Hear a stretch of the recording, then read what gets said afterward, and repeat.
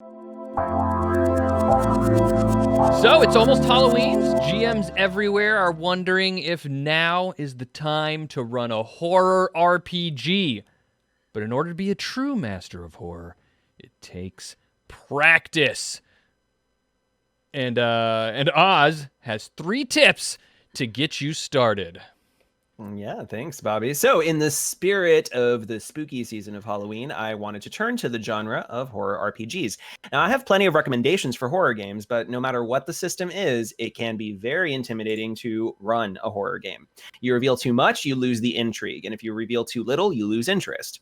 If you push too hard, you risk conjuring real trauma for someone, but if you push too little, you risk it not being scary or memorable. And finally, anyone who likes horror has probably seen it all before. How do you keep someone who's genre savvy from seeing what's coming from a mile away? So before I give you my 3 tips for upping your horror game master skills, consider helping us out on patreon.com/shadowcasters, link in the description below, because we have milestone goals to produce weekly RPG actual play shows, which we would love to do again, as well as giving us the opportunity to invest back into ourselves and continue raising the quality of our content. After that plug, let's talk about horror. So, no tips video in the world is going to make your horror game an enjoyable experience if you don't have players who are going to be fully invested in having fun exploring fear, dread, and helplessness.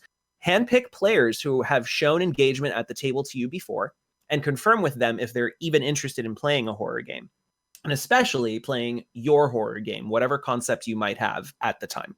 If you end up with only a fraction of your usual group interested, that is okay, because the smaller the group size, the more intimate, and therefore the more effective. So don't be disheartened. And of course, check with your players on what they do not want in their game and what difficult themes they are okay with exploring before you begin crafting your session, so you know what to push and what to hold back on.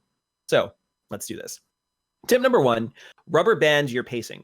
So when the characters are not in any present danger, slow down. Lower the volume of your voice, be breathier and thoughtful, and describe in as poetic and languid a prose you can muster. Time crawls. Help their minds sink into unsettling, cavernous voids that are the unknown. Dread, sorrow, and strangeness live here.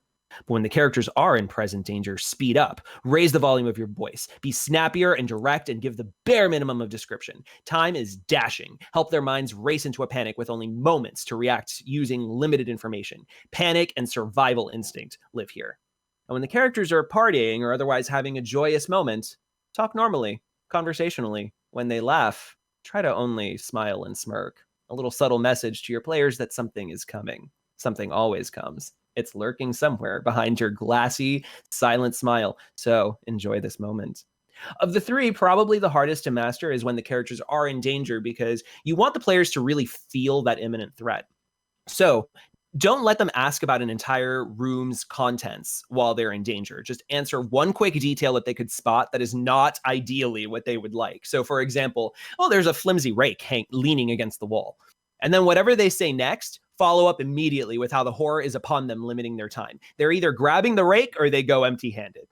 And don't let them roll to see if they spot anything better, because if that is a mechanic in your game system, there is no time for the character, and it's going to slow down your storytelling. So because it puts a pause on the action to physically look up stats and roll dice. So only let them roll for that kind of stuff if they're hiding and keeping still, because that's when a character's awareness of their surroundings really comes into play. That's when Michael Myers enters the bedroom while Jamie Lee Curtis is in the closet, and he's getting closer, and what could she do? Tip number 2, plan your omens, not your action sequences. You should never snap into an action sequence, because this is the equivalent of a jump scare in a movie. It's cheap, and it doesn't really set up what that horror is. It just kind of causes the player to kind of be off guard. And be like, oh, okay, I'll roll to run away. What you want is a slow build, foreshadow, right? Build that atmosphere, plan the creepy imagery and the sounds and the smells, the unsettling NPC behaviors. This is the artistry of horror, playing with the ominous. Get your players to furrow their brow. Like, they should be able to sense something is wrong, but they don't know exactly why, and their minds and hearts will race for you. When your horrors are after your players, you're playing a predator role, and that requires you to react to their panicked choices. So you'll never know where you'll actually find yourself or them. But these omens, you can plan them. what I like to do whenever I'm creating a scenario from scratch, or even if I'm using a module, is I kind of mind map on scratch paper. What are the settings that I want to explore, the human themes that come with them? How can I represent them in strange and unsettling ways? So for example, say your setting is in a vineyard out alone on the countryside. You might write down themes of alcoholism and represent that with shattered glass, right? Not just wine glasses and bottles, but also windows and mirrors. Having a grab bag of omens with carefully crafted descriptions is a great way to set the tone. And the more they show up, the more dread you can create as your session continues.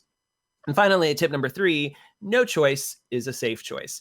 Your players are always going to choose the easiest way out of your narrative, away from your monster, closer to safety. Put them in situations where the way out, quote unquote, is just as scary. And this isn't railroading, because both choices lead down different paths with different consequences and possibilities for horrors around the corner. So you can hide in the closet or you can run up the stairs. Both are probably awful, but they're going to lead to different narratives and makes their choices meaningful. And like I said, your horrors are predators. They're going to find ways to corner your players. And any prey that gets too far, misfortune will likely befall them. A cave-in, the car's fuel tank is out, the phone has no reception. What will they do next? And finally, a bonus tip is invest an unusual amount of time in creating actual ambiance. Music, dimmer lighting, fake candles, incense, colder air conditioning. And that's if you're in person. As long as your players agree to it and can function within that.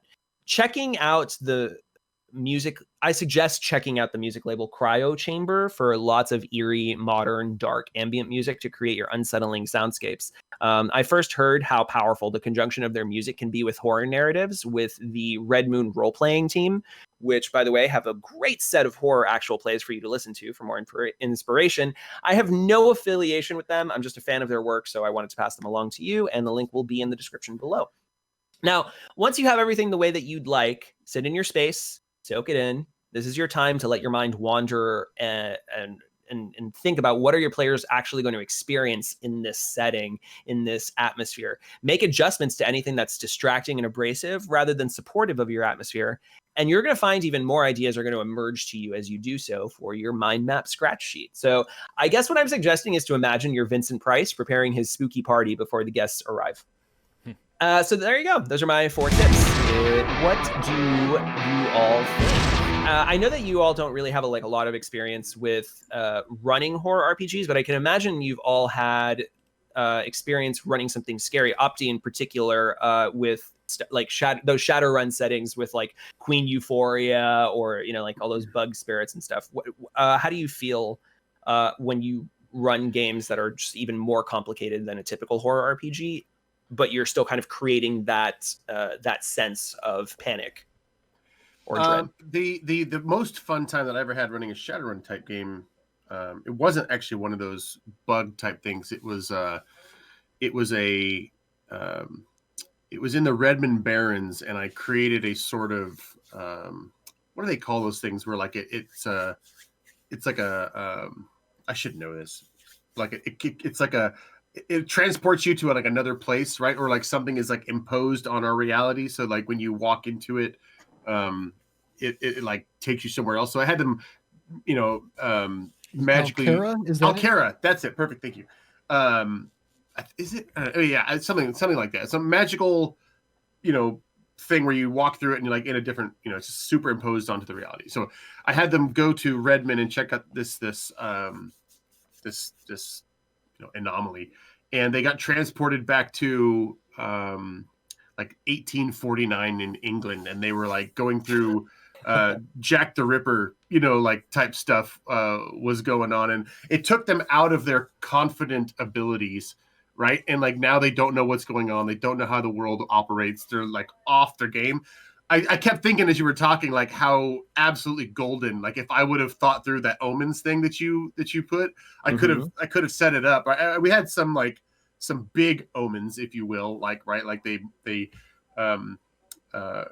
a thing in history called the Bermondsey Horror, where these 2 people were like convicted and arrested for demonic experimentation around that same time. So anyway, I brought a whole bunch of stuff together and sort of ramped up but like it wasn't very scary once they found out about it.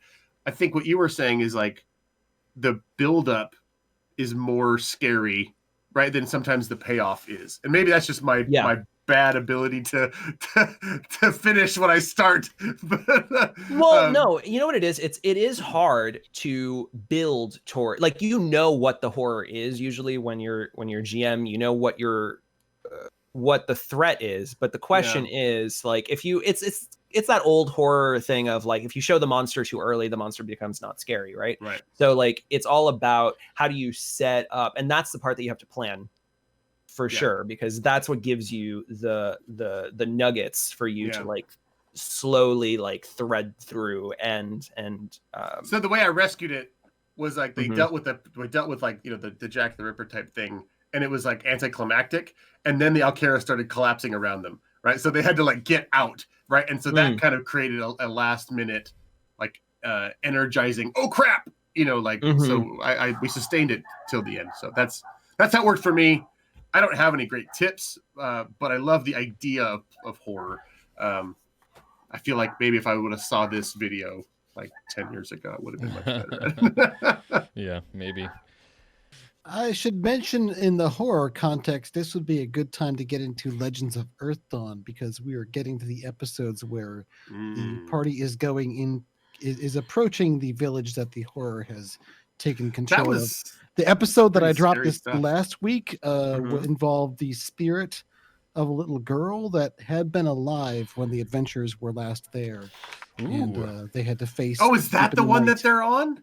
That's the one I just dropped this last week. We've been getting a lot of comments about that one. Yeah, it was very unsettling. It involves, like, the death of a child and her tormented spirit that you were attempted to comfort while she's also destroying you with this grief attack, basically. And then seeing her death through her eyes in the process of trying to comfort and release the spirit.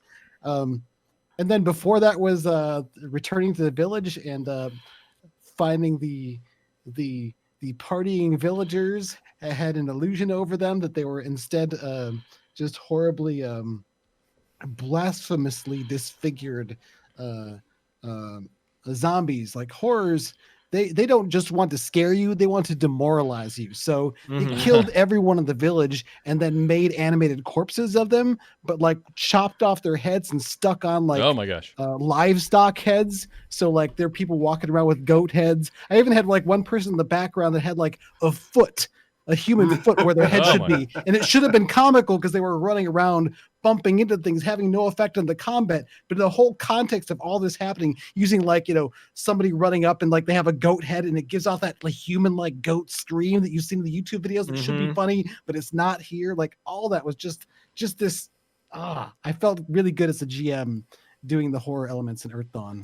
That's cool. And, that's cool. As it gets deeper along and further on, man, it gets really, really, really there were some times where I was like, God, this is really messed up. That's why, like, twice per session, I would stop and check in with you guys, be like, is everything okay? Everybody doing okay? Because, like, I said, this is going to be really dark, and that it was okay, but I want to make sure everyone's fine. And you're like, oh, shut up, Cliff. We're fine. Let's keep going. Right.